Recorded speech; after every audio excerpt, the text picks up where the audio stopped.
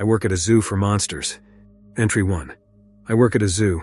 It's not the type of zoo you're thinking of right now, though. I don't have the pleasure of working alongside tigers and bears and all that. My job is a little more unnatural. I run a semi-autonomous holding facility in the middle of the Mojave Desert. It was built by a company that doesn't exist and is run by a branch of the government you've never heard of. Technically, I don't even exist. I was killed in a single car crash about 6 years ago. My family was probably being notified of my demise right as the helicopter touched down in this godforsaken place. The pay is incredible, though. A cool $200,000 a year for watching computer screens and pressing buttons every now and then. I also get a small hazard bonus when I help introduce a new prisoner, but I'll get to that. The prison I run doesn't hold people. It holds things. The type of thing most people will only see in their worst nightmares. You see, the government organization I work for exists to capture and hold anything that doesn't belong in the natural world. They started during World War II when soldiers started reporting mysterious disappearances and outright killings due to monsters. Naturally, the government decided the only thing they wanted killing soldiers was bullets, so they sent some super well-trained guys out to investigate. They ended up all getting killed out in some German forest, but the idea stuck around and the Federal Department of Nothing was created. Back to where I work. The prison is underground and the only way in that I have access to is a very conspicuous shed with a ladder inside. Once I'm inside, there's a full biometric smorgasbord of locks to get through that takes about 10 minutes. Not that anyone would be able to get down there anyways, but with all the landmines outside, it's actually pretty cozy from there. There's a nice set of living quarters, a huge kitchen that gets restocked by a drone every 2 months, and even a rec room with stuff like pinball machines and video games. I guess they don't want the one person with control of all these abominations getting bored. There are 1,024 cells that are all about 25 feet tall, with security varying from a glass door to a stupidly thick titanium vault door. The prisoners tend to occupy the ones in the middle of the range, but at least I'm prepared. I have to check on them regularly to make sure there aren't any structural issues or giant demon horses running around.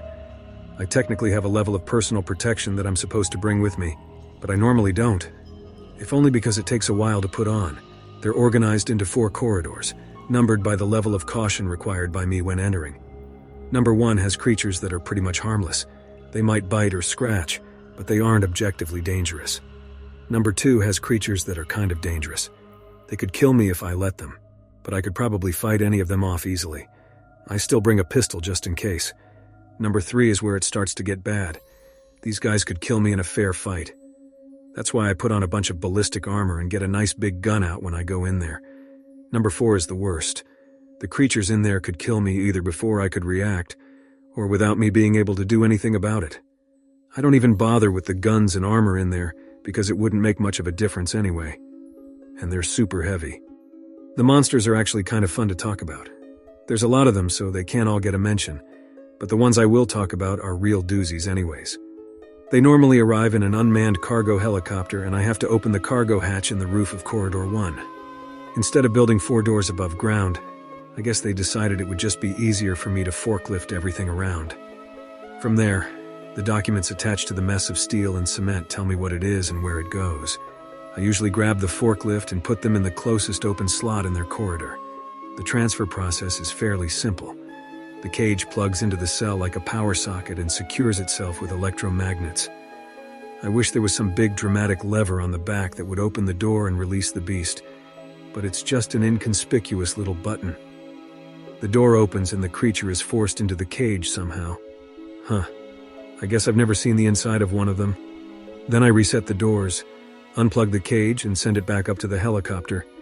I get an extra $50,000 every time I do this. But the only real risk is if I screw something up, or decide I want to get up close and personal with a Wendigo. Oh right, the prisoners. Most of the scary ones are in Block 4 because they're not scary for nothing. I think the worst thing we have here is a skinwalker.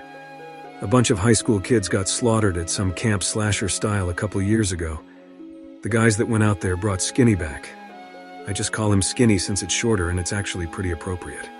It just looks like a normal old man most of the time, but occasionally when I check on it, it's something straight from hell. Imagine a creature that looks like a wolf, but there's something off.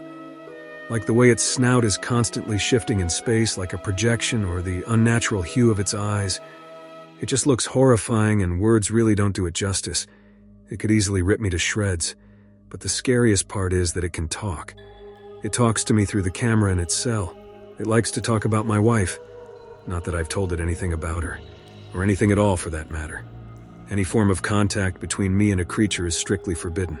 There are some good old-fashioned monsters here, though. There's a werewolf that's actually the same one from that German forest that started this. It kept roaming around, but got hit by some random artillery and couldn't fight back when the next guys came. They kept it in a big pit over there. But when this place got built, it was the one to pop the champagne. An absolutely massive beast, to be sure. But it's a lot less scary with all that metal in front of it. I am concerned about the claw marks, though. They're starting to leave real impressions in the walls. Some of the level 1 guys are kind of interesting. There used to be a squonk, which is basically a little creature kind of like a gopher that's covered in warts and rough skin. It's completely harmless, but it cries a lot and it's really sad in general. One day when I checked it, there was just a puddle where it had been sitting. I looked them up and it turns out it probably cried himself to death and dissolved into the puddle. It sucks, but at least it's less work for me. There's also a hoop snake. It probably wouldn't be here if it weren't for the fact it had killed 4 people at a trailer park in New Mexico, since it's really just a snake. It looks like a rattlesnake, but it grabs its tail in its mouth and rolls like a hula hoop really fast. Apparently the venom is a lot worse too. Like die before you call 911 worse. Well, that's it for now. I need to get to sleep because I'm taking a delivery tomorrow. They don't tell me what's in the cage until I have it, so here's hoping it's a scary one. Entry 2. This is bad. The monster I took yesterday was another skinwalker. It went in the cell fine, but today it's not there anymore. I don't know what happened. Maybe it tricked me somehow and I don't remember. I've contacted my supervisor and he said a containment team will be here in 2 days. I'm locked down in the living quarters. The living quarters are tough to get into during a lockdown, but is by no means impossible. Especially if the roaring I hear getting louder means that the werewolf managed to gouge a hole in his cell. I told my supervisor about the claw marks, but he just said not to worry about it. Well, I'm worrying. I don't know what animal the new skinwalker is, but it was much younger than Skinny. I don't think it could figure out how to open the cells, but there is a control room at the back of each block that has some exposed wiring and stuff that I've been told supplies electricity to the electromagnets. I guess all that's left to do is wait and see if anything comes through the door before the containment team shows up. Entry 3. I woke up and saw a lion sitting in my doorway last night. It had a huge mane and had his lips pulled back in one of the most terrifying snarls I've ever seen. It didn't look right, though. The fur looked flat and monotonous. The snarl looked kind of smudged, like its skin got rotated slightly on its face, and the eyes were not feline. They were human eyes, staring at me with all the contempt and hatred of someone who has every intention to kill you. I looked at my pistol on the table next to me, but it was too fast. It was on me before I could even think to reach for it. With impossible speed for a beast of that size, it seized my arm in its massive jaws and leveled its eyes 4 inches from mine. I knew then that it wasn't going to kill me. It was too smart to hesitate. It looked directly into my eyes for an eternity before releasing my arm and leaving with the same impossible speed it had surprised me with before. It was a warning. It was telling me to stay in here and not do anything to compromise its safety. Well, it's a little late for that because the team is getting here today. I know it can't take the whole team, but it can take a lot of them. If it managed to release any of the other monsters, the team wouldn't stand a chance. I only told them that a skinwalker had gotten out, not that it had the potential to release more monsters. I guess we'll just wait and see. I lost my communications last night, probably thanks to my new friend. I've just been pacing back and forth all day trying to figure out what I can do. I'm just going to sit down and wait. Entry 4. The whole team is dead. I heard the firefight from in here. These guys must have had some serious firepower because all I heard for 15 minutes was constant gunfire and explosions before it started to fade away. Probably because there were less men shooting. I had a feeling this would happen. I don't know what to do now. I put the ballistic equipment on and loaded my machine gun, but I know how well guns worked for the guys outside. I can only hope it decides I'm not worth its time while it continues whatever it's doing. It is doing something. I don't know what, but I can hear loud banging and weird groaning noises every once in a while. I would think it's trying to get out. but the door is wide open because the containment team destroyed it with a generous amount of explosives. I haven't seen it again, but I'm probably going to. If it can't figure out what it's doing, it's probably going to make me do it. Entry 5. They're both gone. Skinny and the new skinwalker, I mean. Apparently it was all a big plan to break out of the prison. The young skinwalker got captured on purpose and somehow convinced me to just let it out. It probably used that stupid magic that got it this way in the first place. After the containment team got wiped out, it wandered around looking for a way to open the door. It came back for me. It dragged me over to the front of Skinny's cell and said one word in a voice so lacking in human inflection or emotion, it sends shivers down my spine even writing this now. Open.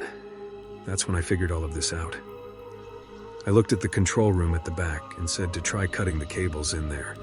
Before I could say to only cut the cables that go to this cell, it ran down the corridor with a ridiculous speed and sliced every wire clean in half with a single smooth motion of a paw. I would say all hell broke loose, but that's a bit of an understatement. The skinwalker was the first to realize what had happened and was back at the cell before I could blink. Then the room came to life. Every creature in here rushed towards the gate connecting to the main corridor.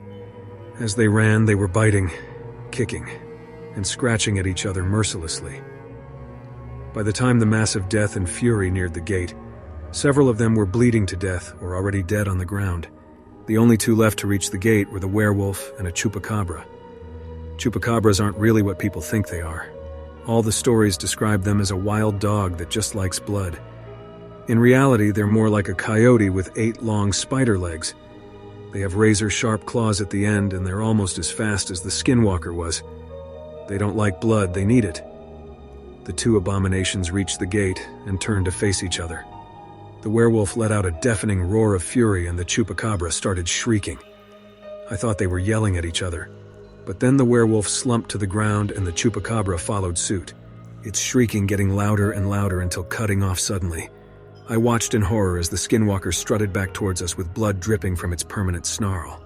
The beast tugged on the handle to the door, and it gave away with ease, revealing a wolf half the size of the beast sitting calmly in the center of the room. The two exchanged a single glance before I felt a sudden pressure in my chest, and I realized I was in the air. I hit the wall opposite the gate hard enough to break at least a few ribs, if not something more serious.